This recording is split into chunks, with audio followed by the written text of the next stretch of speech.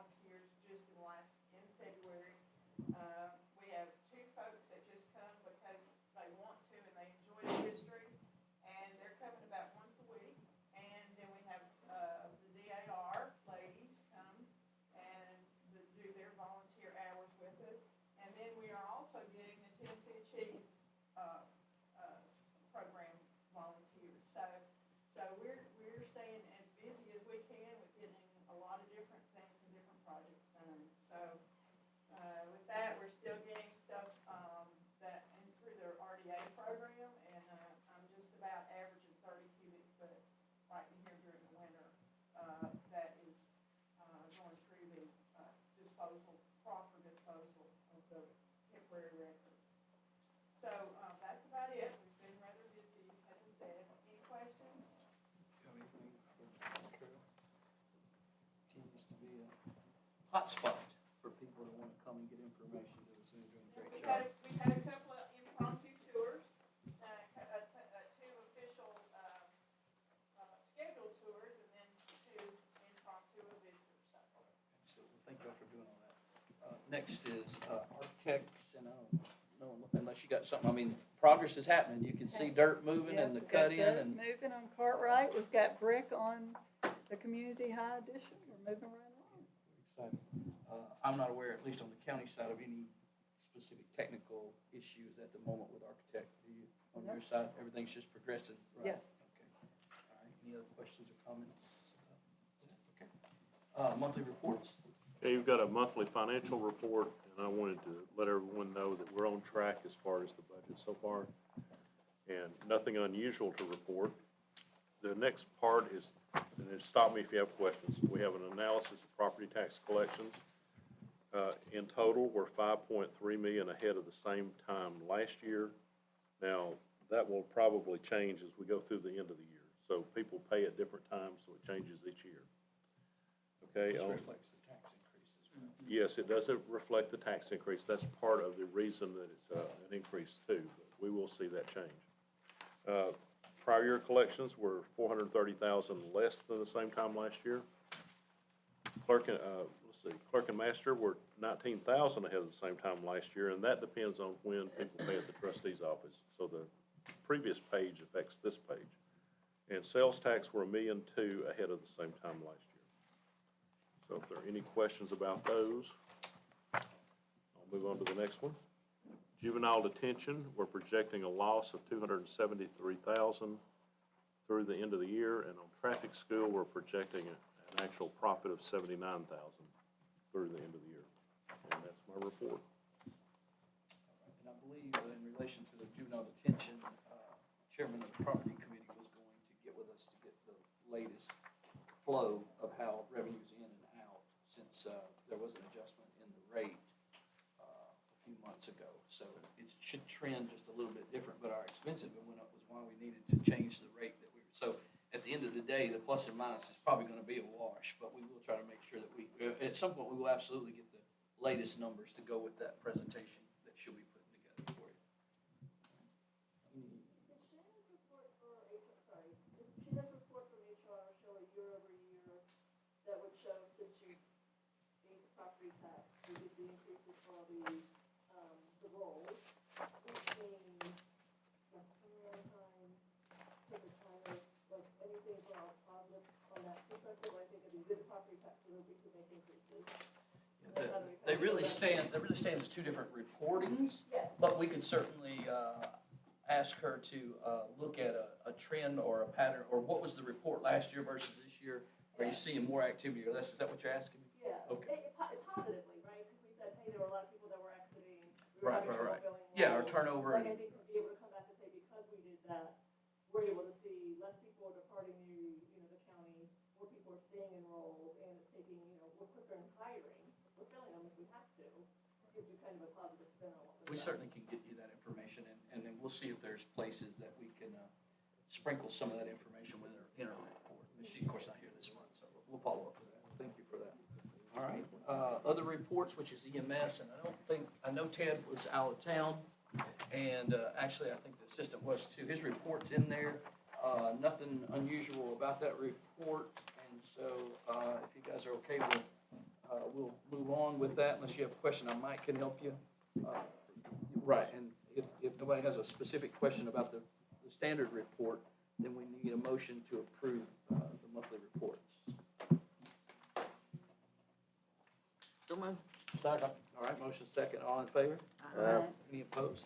All right, and then next on the agenda, EMS write-offs. Now, this is in line with audit and these folks that once they've exhausted the ability to actually collect before they can actually discharge it from the books that's required for it to go through the system. So you don't see people's names, you just see dollar amounts, but this is standard, and I think they're wanting to do it quarterly, is what audit's requesting, state audit. And So, that needs to go to the commission. Right, and that absolutely has to go to the commission for approval. Again, they use collection agency. Once they can't collect it in-house, it goes to collection agency. Once collection agency says they've exhausted reasonable means to collect it, then they give it back to them in the report form, and then that's where audit says before you actually take it off the books, there needs to be this final step by the commission. Move to send on with a favorable recommendation. Second.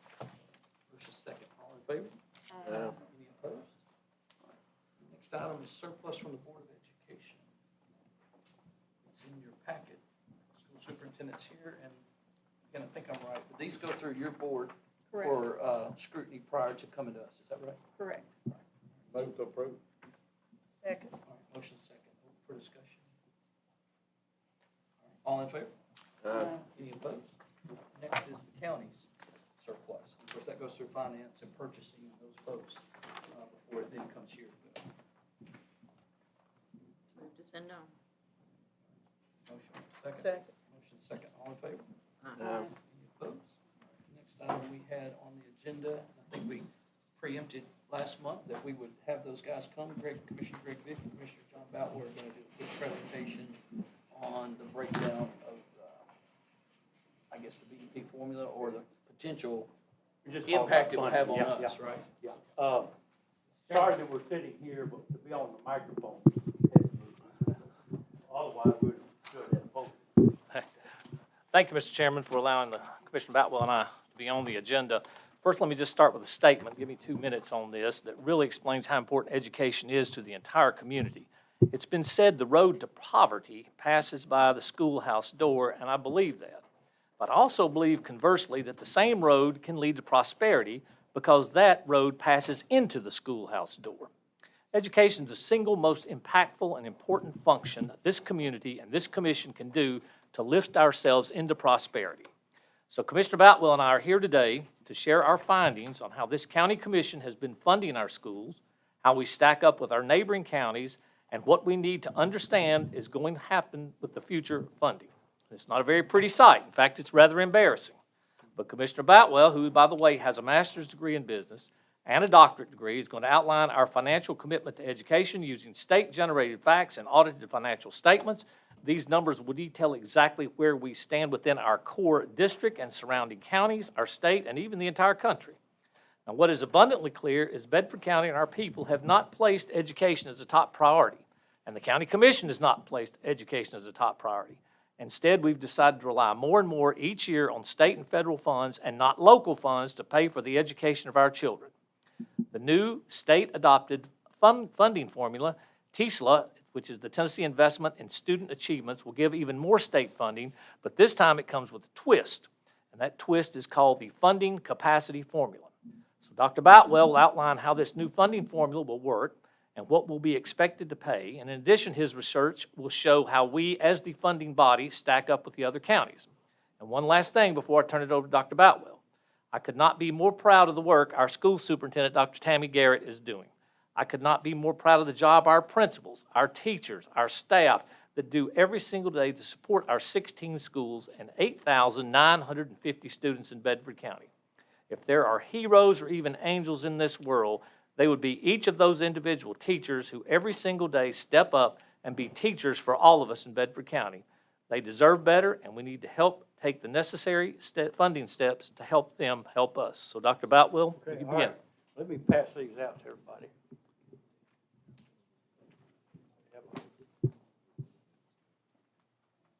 I got 2 left. Well, first off, I apologize for not having a handout for everyone, but I printed these at home, and I'm cheap. So that's the reason there's no more than you have. Okay, and I probably have got about 20 pounds of flour for a 10-pound bag. But I'm going to try to move through this because I know you don't want to listen to me talk all day. So with that said, first slide here.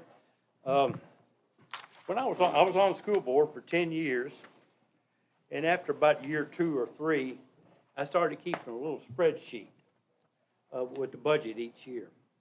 And as time went on, I noticed that the county portion was not increasing at the same rate as the state portion. And so here's 10 years worth of local funding, and then I took the average daily membership or attendance, however you want to say it, and came up with a per pupil. Well, in 2013, we was $1,258 per pupil. And then by 2022, it's $1,578 per pupil. Then I got to thinking, well, if you took that $1,258 and put an inflation factor to it, so I went to the Bureau of Labor Statistics, at $1,258 in 2013 is now worth $1,627. In other words, $1,627 now is worth the $1,258 back then, same buying power. So, in comparing 1627 to the 1258, really we're $49 less per pupil than we are. So with all of that, that got me into trying to explore, say, well, what's going on here? And, but first, let me talk a little bit about the basic education program. This will be our last year with they call it the BEP. And what I guess I'm supposed to change the slide, excuse me. All right. So funds generated by the BEP are what the state has defined as sufficient to provide a basic level education for Tennessee students. This basic level of funding includes both a state share of the BEP and a local share of the BEP. Now, there's an equalization formula. It's the primary factor in determining how much BEP is supported by the state and how much is supported by the local district. The equalization formula is driven primarily by property values and sales tax at a county level. The idea is that a rich county let me go back and say, a poor county can't afford to pay like a rich county can, so the state helps the poor county more than do the rich county. That's the whole theory. Okay, next slide. All right. So the equalization formula represents what they call capacity a county has for funding education. Under BEP, on average, the state funds 66% of the BEP. In other words, the idea of the state is, across the state, we're going to fund 66%, and then the counties as a whole would have to fund the other portion. And based on the local capacity, the state funds as little as 25% of a system or a county's education, and as much as 90% in some real rural poor counties. I guess those are the counties where the biggest industry is jury duty, okay? Then there's another concept here we got to talk about, maintenance of effort. The BEP local portion is not required to be funded. Oh, excuse me. Tell me about it. He's the reason he's here, just to be sure I do right. The BEP portion is not required to be funded under the law. Even though it says required, it's not required under the law. Basically what it's used as, they say that, here's what the local portion is, so based on the local portion, here's what the state's going to give. In other words, if you can afford if you can afford $50, we're going to give you $50. But that doesn't mean I have to come up with the $50. But where I do have to come up with the money is what they call maintenance of effort. In Tennessee's maintenance of effort laws ensure that the local funds budget for schools do not decrease as state funding increases. Okay? Now the next little slide here is this shows that in 2022, 96% of local governments funded more than the BEP required. 96. It's like 141, 42 school districts in the state. Some counties have more than one school district. But there's like 142 school districts, and 96% of them funded more than the BEP.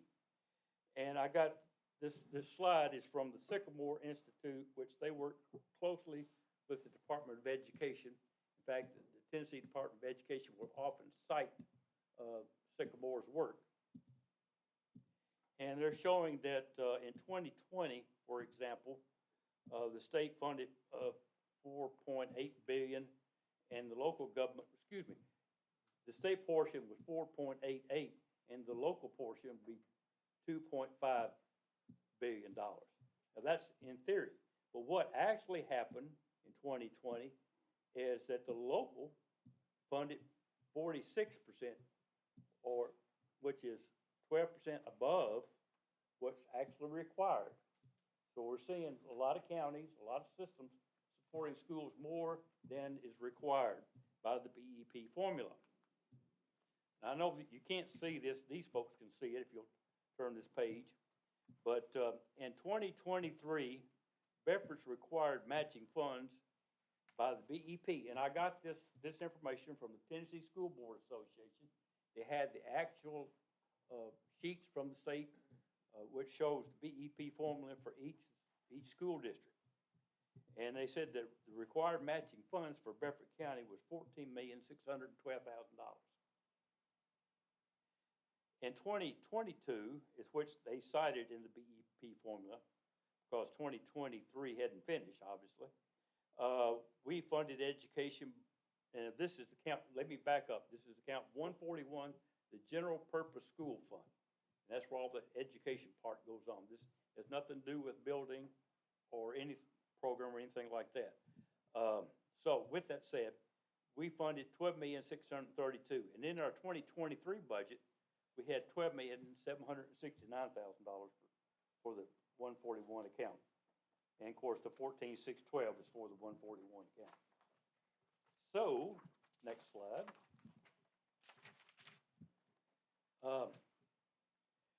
There's 142 school districts, and these are the ones that funded schools less than capacity. Sweetwater, Cumberland, DeKalb, Fayette, and Bedford. And Bedford was $1,979,000 below what the BEP says is required. Of course, we didn't have to pay that because we met the maintenance of effort requirement. Okay? And then the next slide, I took this same information and put it on a per pupil basis.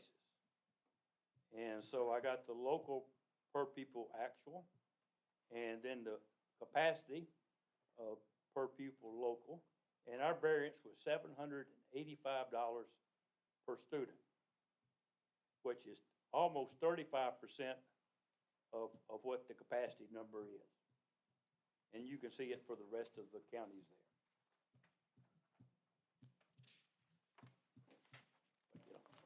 Flip the page here, excuse me. All right. Now, the Tennessee Department of Education groups school systems by districts. They do that for, I guess, administration purposes. They've got local offices in each of these core districts, and just to do some comparisons. And we are in what they call the South Central Core District. Okay? And the counties in there, counties like Coffee, Franklin County, Moore, Hickman, Perry, Giles, Murray, Lincoln, Lawrence, Marshall, Lewis, and Wayne. Well, I looked at I pulled the BEP requirements for each of those counties and then what their contribution was. And I find that, like for example, Coffee County gave 69% more than required. Franklin County gave 46% more than required. Even old Wayne County, if you ever been down to Wayne County, it's sort of sparse down there. They gave a little bit, $13,000 more than required, okay? Now, on coffee, is that all three school districts? No, now what I did here, that's a good point, there's Coffee's got Tullahoma and Manchester school districts, and then Fayetteville, Lincoln County, they have Fayetteville schools. I did not include the city districts because I guess their financials will be a little bit different than a county, so I just wanted to do county comparisons. But I think I've got enough data to show what we have here. Now, I added one more little slide in here. There are several counties in Tennessee that the state government has declared as distressed counties. Obviously, poverty is high. You don't have a lot of money there with all of that. And I've got the local contribution for those counties, and then I got the local match, or required match. And all of these counties, the worst one is, or the one at the bottom of the distressed counties, Hancock County, they give 19% more than the BEP requires. Of course, we give 13% less.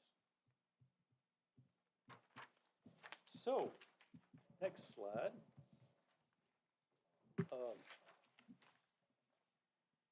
As I looked at our 2022 financial statements, I went to Tennessee Comptroller's website and got our financial statement for the county. And this is an audited statement, audited by the comptroller. And I found, after looking through, there was a table 7, which did a comparison on revenues. I've got 10 years worth of property taxes for the county and local sales tax. There are a lot of other taxes, but I'm focusing on the property tax and local sales, option sales tax. They got it for the primary government, and then they say component unit, and that component unit is schools, okay? So I thought, well, it would be interesting to see what percentage of primary government's getting each year and the schools are getting each year. So what I did is I took, like in this one, total sales tax, I added the county and the school portion together, or the primary and the component unit together, and the total was $7,186,216 in 2013. So with that, the schools were getting 27% of the sales tax. And it varies a little bit over the years, a little bit, but basically, for all practical purposes, the school consistently gets 27% of the sales tax. Interesting, sales tax, in 2013, total was $7,186,000. In 2022, it's $14,512,000. So that's a 100% increase, 101.9% increase, of $7,326,000. Then I looked at the property tax. Then I added the property tax for the schools, for the component unit, and property tax for the primary government, added it together, and then got the percentage schools in the county was getting. And I found, like in 2013, schools got 42.27% of the tax. And then as time goes on, I won't read through all this, by 2022, the school percent was 34.76%, or is 7.5% less than they were getting in 2013. There again, property taxes increased quite a bit, $8,457,000 over that 10-year period. So the pie grew bigger, but the slice that the schools were getting was a little bit less than it was 10 years previous. All right, next slide. Now, I couldn't quit there. It took a little time, but I went, since the comptroller's on, it has the website, I went and pulled information from each of the counties in the South Central Core District and got the percentage of property and sales tax these counties were giving to schools, allocating to schools. And the lowest one was Hickman County. 25.9% of it was going to schools. And Bedford County was doing fairly well at 39.7%. There was like 4 counties above us, but we're probably ahead of the pack. We're not ahead of the pack, but we're strongly in the middle here on property tax, percentage of property tax going to schools. Then I look at sales tax, and interestingly, like Giles County, 82.3% is going. Lawrence County, 81. Franklin County is 81. Oh, excuse me, next slide.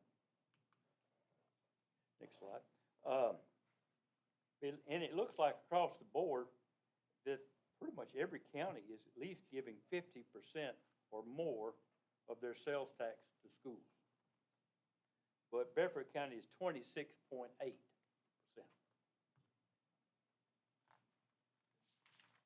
I had to click page, then I put it. All right, so then I added them together. Pardon? Yeah, 50% of all sales tax has to go to schools in the first place. does it? 50% does. The other half, then the Yep. local distribution can then choose what to do with. So I guess you're saying 26% of the That's what I tax. found, yeah. Yeah, because off the top, at least half Yeah. has to go to, Yeah. has to go to. I mean, when you add them together and divide it into the total, that's what it comes out to be. Well, the part that goes to school debt's in that county side, Yeah, because it's yeah. debt service fund. Yeah, but I don't think county debt's that much. Okay. So you, let me make sure I understand, because I'm getting a little lost in some of these translations like this right here. So you're saying 50% of the sales tax automatically has to go to school. So that means the other 26% that you have down here, that means 76% of the sales tax is going to school? TCA code says that 50% of the local option sales tax collected goes to schools School off debt. the top. Right. Goes to debt. the school side, or goes Yeah. to the school side, and we got an Yeah. additional. Plus for the school debt. 26%, so Yeah. 76% of the sales tax going to the school. Yeah. If that's, I don't know how he got his formula, but Yeah, in theory. yeah. And of course, I back up. I took the total tax, there's the total tax is for schools, which would include debt service, and anything else, and the 141 account for each of these Well, counties. debt and service is under the county side of your Okay, chart, not Okay. under schools. okay, all right. So school debt is under. Well, like I say, I just took your spreadsheet, your table 7. I understand. That's how, and I use the same thought process on. But when on the you look rest at, of them. when you look at that county part of that table, that includes debt Okay. service. All right, All right, but hold on a minute, nobody's answering my question. So if I'm saying 76%, 76.8% is what is going towards the schools out of the sales tax. Well, I don't know how he arrived at that number, but I do know that 50% Right. is already, it's not an option, it goes to education. Okay, all right. No matter what, that's not just a Bedford thing. Right, I know that, Yeah. yeah. So, state requirement. Okay, well, right now, you're trending at 16-cent tax increase to come up with 1.9 million. all right. All right, and then I could add the sales tax and the property tax together for each of the counties in Bedford. And I find that Bedford is last at 34.7%. And the highest is Murray County is 62.5%. So then I look at the total tax that's going to schools and divide it by the number of students. And I come up with Murray County's giving $4,354 per student. And down the line, in Bedford's giving $1,578 per student. This is not spending, but this is just funding. Okay? Flip this page here. Hold on. I'm slow. Hand me that clicker. Okay. You got it? I got it. All right. So now we're going to, I originally pronounced this Tissa, but I've been instructed it's like Lisa, it's Tisa. So hopefully I can say this right. This is our new funding program that's coming up, starts, I guess, July 1. And I think the state is supposed to give us some information, I've heard, in April in time for budgets on the actual numbers and so forth. But initially, they've come out, they've given us some general information. $6,860 goes as a base for all students, per student across the state. And unlike the BEP sort of more like it's the size of the box instead of what's in the box. And this TISA is more like what's in the box. In other words, what's the characteristics of your children? So, and so they're waiting, you get credit or get more money for different categories for less money based on how many you have. Economically disadvantaged, concentration of poverty, if there's a charter school. Sparse districts, small districts, unique learning needs. In other words, if you're handicapped or whatever. And then, of course, another unique learning need is being able to speak English. And so, there you go, thank you. So the next slide is, the Sycamore Institute is giving us an estimate, and this may not come to pass exactly like this, but it's their estimate, and they probably know better than anybody at this point.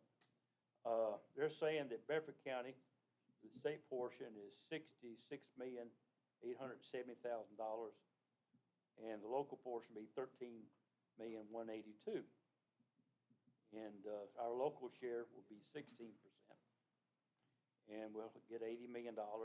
And state and local funding will be $9,468, which is a good little increase. And of course, now let me stay right off. Federal dollars are not in here. So the next slide there, basically what this slide's getting at, bottom line is, based on the Sycamore's projection there, we'll probably get 10 million. It might wind up being 9, but basically maybe 10 million more dollars than we did under the BEP. Okay. All right.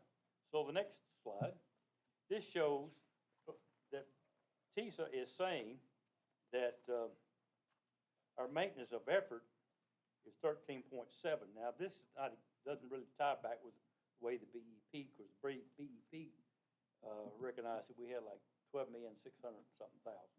But anyway, this is the estimate that the Sycamore Institute used, and I think they just got that off the state financial statements, where I got the other information for comparing the counties, same place. But anyway, we're $517,000 more than local required under TISA, or $59.88 per pupil, and down the line with Coffee having over $2,393 more than required, $2,393 per pupil more than required under the estimate of what they were going to get from TISA. So you go down the line. Okay, the next slide. This slide shows some of where we're getting extra money from. Economically disadvantaged, 32.9%. Concentrated poverty, might as well just call it 50%. Here it's got now limited English at 13.6%, and some unique learning needs at 10%. Next slide. This shows how our demographics compare to other counties in the South Central Core District. Economically disadvantaged. Perry County is the worst in the Core District with 42%. Then there are, I think, maybe Wayne County and Franklin County at 32%, along with us at 32%. But where we really sort of stick out, or outside the norm, is that we have 14% limited English. Murray has 6%, and right on down the line, most of the counties don't have near the limited English that we have here in Bedford County. And, okay, so this next slide, you say, well, limited English, well, how significant really is that? Well, first off, 14% doesn't sound that bad, but when you take the number of students we have and apply that 14%, that's 1,200 students that really can't speak English. And then we probably have additional students who English is their second language. They speak English, you can read it, but probably not as proficient as like us that grew up here, I would say. Is that true, Dr. Gary? That is true. That is true, okay. But anyway, with all that said, Metro Nashville has 27% limited English. Lenore City up in East Tennessee is 20% and so forth. We're at 14%, and then Memphis, surprisingly, Memphis is below us at 13%. So these are some of the most challenging districts to speak in. Because I could just imagine being a teacher you know, you got a classroom and you got, I don't know how many people in your class, but X percent, 14% of them can't even speak English. And you're trying to, you got some that are fairly smart. You want, and not say, let me back up. I say all the children are smart, but some just don't speak English. But you got those that speak English, and you're trying to and challenge the ones that do speak English, but you got to come back and take care of the ones that don't speak English. Ready? You got, okay, next slide. Wait a minute. Back up. Yeah, there you go. Okay.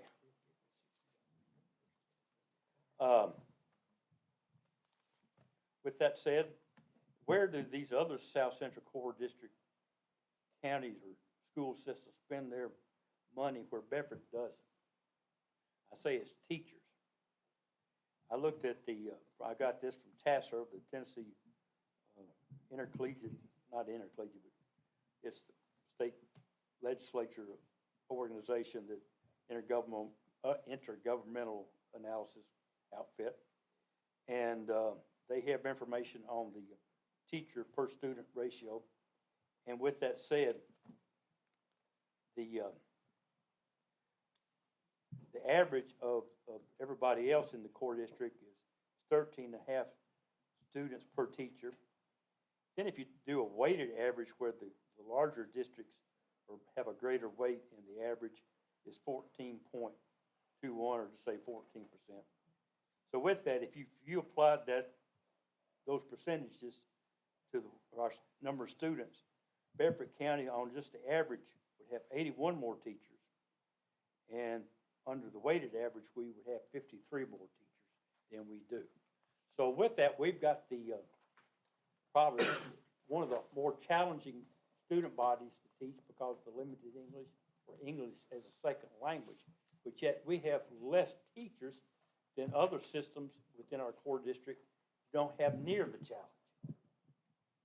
Okay? All right, and then the last slide, we just need to stop the slide. I think we've been sliding backwards in our education funding over the years.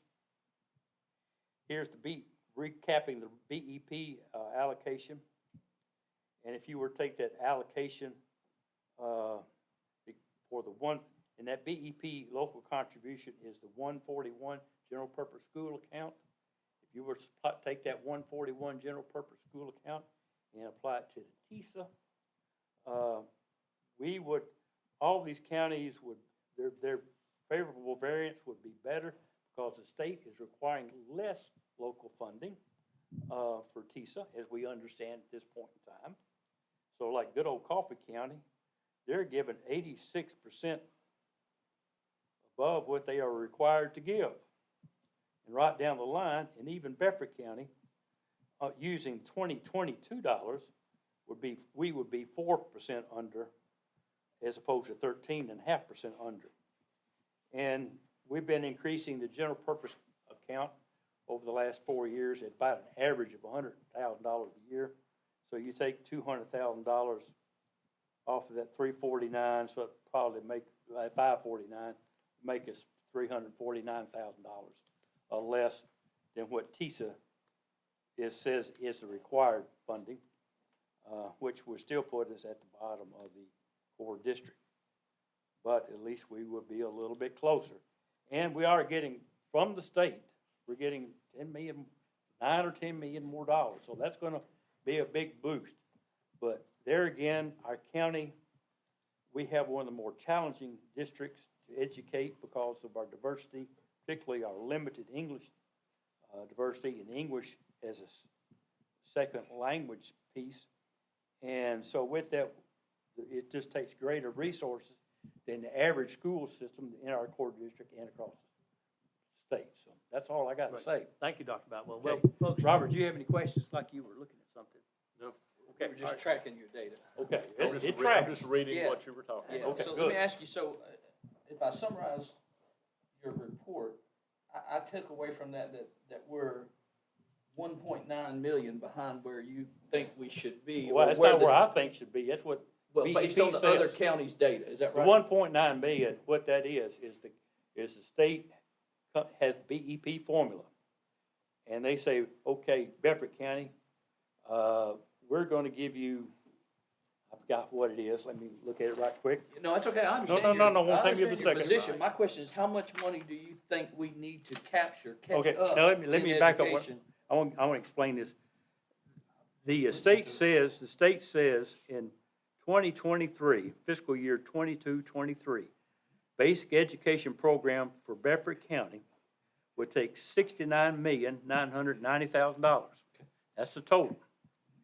And then they look at our capacity and they say, well, based on the capacity, you have capacity to give $14,612,000. So we're going to subtract the total. We got the total amount. We're going to subtract what you should be able to do, and so the balance is what we're going to give you. Which is the 1.9 million, right? Wait, no. Which is 55,378 is what the state gave us. I'm talking about the difference Okay, between now, okay. capacity and Okay. what we're funding. All right. So the state says we should give $14,612,000. But the state has here that we, in fiscal 2022, what they based this on, is $12,632,000, or $12,632,630, Which is the 1.9. which is the 1.9 million something. Right, It's less than what the state is saying is our capacity. right. This report is Yeah, yeah. reflecting that And so- we're under capacity 1.9 million. Yeah, but because of maintenance of effort, we didn't have to give any more. I mean, we met the law. Right, no, I know, but I'm talking We about met the the law. number is 1.9 based on your report. Based on your, Capacity versus what we're contributing. that's right, that's And right. then if the penny was worth 120,000, that'd be 16 cents to Yeah. catch it, Yeah. to catch it up. Yeah, I'm just telling what's Right, here. but I'm just putting numbers to Yeah, what you're talking and about. then I look at, okay, well, is anybody else doing this? And I look at our core district, everybody's above what the state says their capacity is.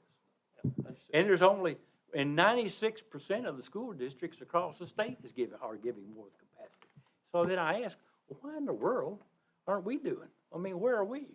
And that's why I look at property tax and the sales tax. And I got that report, table 7, and I did those comparisons. And then I said, well, I can take the same numbers from the other counties in the core district. And I found out what I found. So, Yeah, so 16 cents, 1.9 million. yeah. Well, here, the bottom line on this is we just got to do better, and we got to start right now. Because right now, we've got 7 schools that don't have SROs. We've got children who are still in portable classrooms in several schools where we don't have SROs. We need to fund more teachers. We need to fund critical components which can prepare our students to fill high-demand jobs. We need to fund programs in STEMs. We need funding to make certain we have dual enrollment classes in every classroom in high school. We need to fund an entrepreneur center for those kids who want to start their own business. And sadly, it is also our responsibility to house and educate those students who are in our juvenile detention center. And this situation has now reached a critical point, and this deplorable situation has got to end, and it's got to end now. But most importantly, we need a commitment to education from this commission. We need a total buy-in from the people of Bedford County, and that includes the business community, our church groups, our civic groups, and we need to commit to start right now on addressing this capacity challenge. I'm sorry, Mr. Chairman, we have to deliver such bad news for the Finance Committee, but folks, the clock is ticking. We've got to come up with a funding concept, and we've got to come up with a funding concept now so we can stop this slide now. We've got to get in front of this problem. We have to have more money, and that money has to be dedicated to education, and we have to do it now. So, Mr. Chairman, thank you for allowing us for your committee here, and I hope we have some information that you can share afterward. Dr. Bout will be available to answer any questions. Thank you very much. And we'll make sure we circulate your packet to all the commission. We'll scan it, so, Yeah, and send thank it you, by thank you. email. Yeah, my So little that- printer, yeah. it got hot the time I got Yeah, printed, the no 10 problem. copies. We got you. All right, any other question from the body here? Okay. Oh, yeah, sure, go ahead. Yeah, just so I got to catch up. Number one, is this gonna be presented at the commission meeting in 2 weeks? 2 weeks, no. Or will we be on the 11th? No, I believe the purpose of this presentation was, one, to inform you, but when this group, the Finance Committee, puts together your consideration at budget time, that would be one of the layers that will be in there for y'all's consideration, or some form of that will be taken into consideration when they're building the budget they're gonna ask you to consider. But it's not going to the commission at this time, nobody's made a then Dr. Garrett, so just so I'm understanding, the BEP formula was what we used up into this fiscal year, correct? The fiscal year that we're currently in is still under BP. The new TISA starts July 1. Okay, so the 1.9 million that we would be behind would be on the old funding formula. That's correct. The new funding formula actually puts us only 549,973 behind, correct? They have not finished I determining know this. these are estimates, but I'm just saying that we're throwing out the 1.9, and that's a little bit, Yeah, I mean, you know, the- but the when we look local at funding actual portion is funding go- formula is 549. It's gonna be, the local requirement's gonna be less. And so, but we're coming into this TISA, we're not in a low amount. No, I get that, and I'm just trying to make sure that we clear up that we're not looking at the BEP as where we gotta look to catch Yeah, up. that's We correct. gotta catch up on the TISA. That's the capacity issue. Yes, absolutely, and But how we compare it with the rest of our core districts, we're not gonna, you just can't be the last of the pack under BP and jump to the head of the pack on the TISA program. He's saying the 500-something thousand is the bare minimum. I get that. Yeah, So what well, I'm he's saying to trying be also look competitive, at- it should be 1.9. The other question I have is Robert, if you wouldn't mind trying to put together this report over the last 4.5 years, what we have spent on the county side with the three tax increases and the reappraisal, what has that number grown? Because it sounds like we've been funding the county side heavily and not funding the schools at the same rate. So we need to find out where's that money gone, because we brought the money up. The overall budget is a much higher increase from today than what it was 4 years ago. So it sounds like it's not an issue that we don't have enough money coming in. We have reappropriated it more to the county than we have to the school system.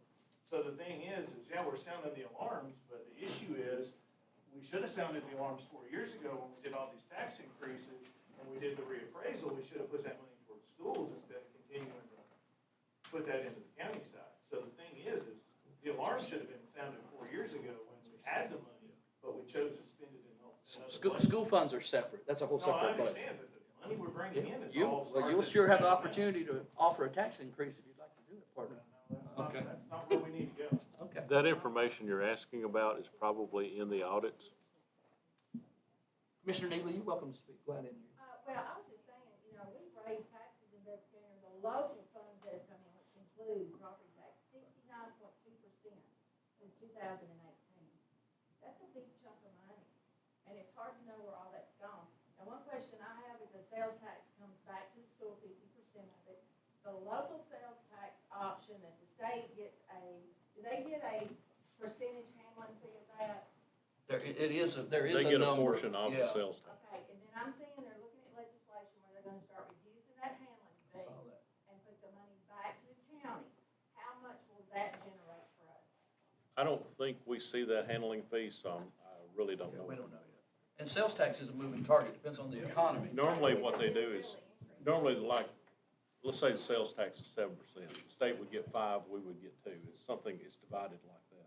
We don't really see a handling fee when we get the report. The trustee gets that report, but and maybe she sees it. But that's something they are gonna start pushing back to us. Well, it's being discussed at the state Where I level. come from, pennies make dimes, dimes make dollars. We gotta account for all of it. Absolutely. Absolutely.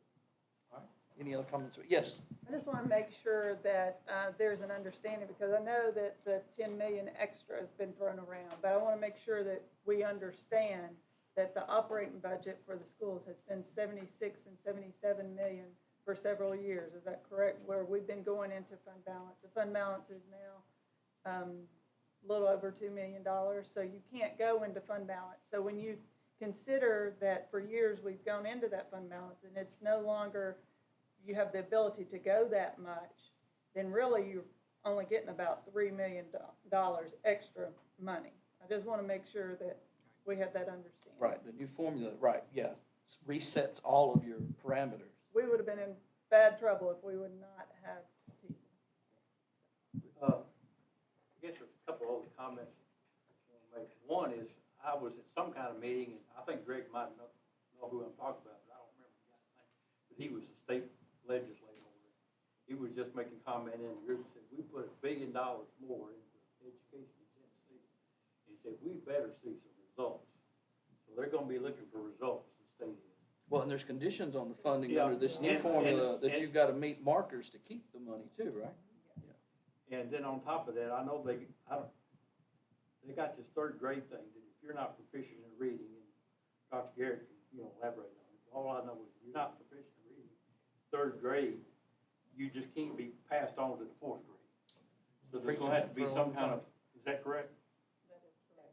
So there's gonna have to be some kind of remediation, whether it be summer school or Jethro's gonna be 19 before he gets out of the third grade, something. I actually think that's a great thing because we've sent kids on that weren't prepared. And we know by third grade, we got a good idea what's gonna happen if they can't So close that's the gap. right, that's probably gonna clog up some things a Yeah. little bit. It's bad timing with the COVID, so. Right, absolutely, Loss of learning. absolutely. Bad timing. We've got a wonderful school superintendent that'll have her He'll finger fix on it. the pulse. Yeah. I'm looking forward to hearing from you. All right, up next, other business. Robert Daniels has something, and I know Commissioner Smith wants to say something. Okay, I gave you a handout on the TACN contract. The commission approved the new radio system because our radio system is at the end of its life. And the state just sent us this contract to show the agreement, basically. So you've already approved it, and it's just for your information. Commissioner Smith. Okay. Folks, I've been on this committee for several years, and I know when we have money and when we don't. Okay, there's been another school shooting in Denver last week, no SROs, they were voted out in 2020 because they weren't needed. So the administrators tempted to pat down a student, expected to have a pistol in his backpack. The student gets a pistol out and shoots both administrators and leaves. That tells me that we need our administrators teaching education. We don't need them doing law enforcement work. Okay, yesterday, another school shooting in Nashville. 3 adults, 3 children, and the shooters all dead. This was at a Christian school, folks. This is where our society and our world has gone to nothing. If I ain't mistaken, that makes the 13th shooting this year in schools. All right? Every single week, our growth in service needs increase every week without any additional money coming in from anywhere. Right now, we don't have the money to care for our roads at the rate of price increase. We don't have money to buy safety equipment. We don't have money to buy fire trucks. What the devil are we gonna do with our juvenile center? This is fixing to take a bundle of money. The school board has asked for 9 SROs. This is gonna take a bundle of money. And God only knows, I'm one of them, I have property. Property tax, we're fed up with property tax increase. Mr. Chairman, I am making a motion that we, Finance Committee, request our state reps to introduce a local private act before the General Assembly that allows us to levy a motor vehicle tax for Bedford County. If my motion passes, the Finance Committee will present it at the April County Commission meeting, where it will require 2/3 vote approval before we can send it to the General Assembly. Folks, these requests that I just made, they aren't wants. They are critical demands that are desperately needed. And if I don't see how any public servant can stand and face himself in the mirror, face his constituents, face the teachers, principals, parents of school kids, if something happens in one of our schools and we voted no to put SROs in there. How are you gonna live with yourself? Can you lay down tonight and sleep? Mr. Chairman, like I say, I put this before a motion, and I request a second. All right, do we have a second to that? Second. All right, got a motion, second, we'll open for discussion. I'd like to say something. Sure, please. We tried 6 months ago and asked the county commission at that time with some funds that were being made available, which I know were earmarked and needed somewhere else, to put the SROs in the schools. And that was denied, and that's fine. Afterwards, that meeting, I was told by several commissioners who didn't vote for it at that night, that see about it for the county budget. Yesterday's news from Nashville, and I was pretty close to that situation at the time that it was happening. If you can't see what's coming down the road, 60 miles from here, this is happening. Maybe you don't have a child or a teacher sitting in one of these schools, but I do. Maybe you don't have friends who have a child or a teacher in one of these schools, but I do. Maybe you haven't been in one of these schools for 30-something years. I have. And the presence of an SRO in those schools makes all the difference in the world. We're sitting with half of our schools, Mr. Mayor, with no SRO security, just like yesterday's incidents. We can't go on like this. It's going to happen to us. The people above us at Congress, legislature, wherever you want to go to, are not going to do anything. So the only thing we have left to do is to defend ourselves and to do everything that we possibly can to not have you on the news, like John Cooper was, to not have David Kitchens on the news from EMS, who has done everything he possibly can to train our teachers and have our students hide under desks and go out exit doors. I don't want that to happen to Bedford County. If we don't do this mechanism, then we're leaving it completely up to the taxpayer to fund all of this. If it were to go to referendum, we're looking at 2 years away before the next election. I can't wait that long. If you call for a special election, it's 40-something thousand more dollars and many months away. Dr. Garrett needs this to happen so she can be ready for the next school year, and God help us for April and May. Hopefully he'll be with us, and something like yesterday won't happen. Our highways, Mark, correct me if I'm wrong, used to, you could pave my road, which is Podunk Road, for about $100,000 a mile, and now it's $300-something thousand a mile.